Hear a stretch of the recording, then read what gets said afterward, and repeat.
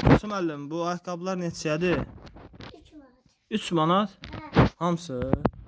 Hamısı. Hə. Nətər bu çıxılı şəpik də 3 manat. O yekək qat da. Hə, nə oldu da?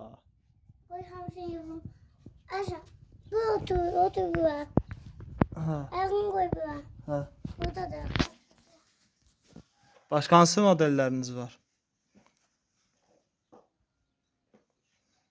Gətir görək. Hə, bu yaxşı modeldir. Bunlar neçədir? 3 manat. 3 manat? Nə yaxşı. Niyə belə ucuz? Ha? Hamısı 5 manat oldu ana. Hamısı 5 manat. 5 manat, 3 manat. Hamısı 5 manatdır bura. Da desən 3 manat məzlənsən? 3 manat. Da desən 5 manat. 5 manatdır yox 3 manat.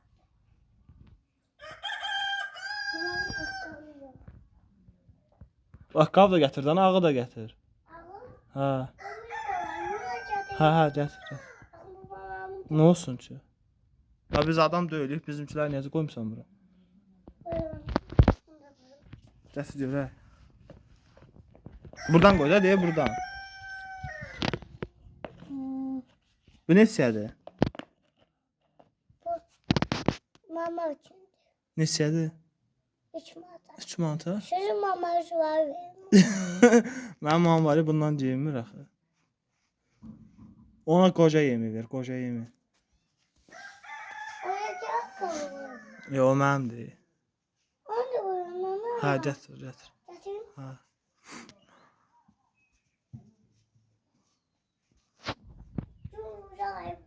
Ne bu? Aa, bu nə qəşəng. Bu neçə versiniz? Ha? Qasım müəllim, bu ayaqqabı neçədir? 3 manat. 3 manat? Hə. Ay, bunu 37 manat almışam. 3 manat nədir? Məzlərsən? Hə. 5 manat. 5 manat? Ay, 5 manat. Başqa nəyiniz var? Başqa? Burada.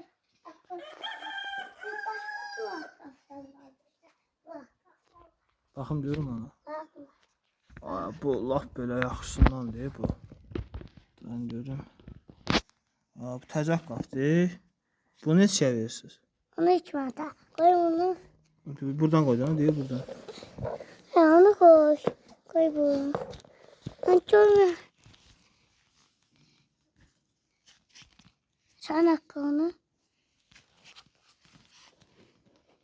Aya. Örümü görüyorum. Koy örümü. Koy. Gözlə. Yenə Oy. Ala səs. Şimdi çaksın. Hardan çakıyor bunu? Buradan. Buradan çakıyor. Hardan ver. Gözlə.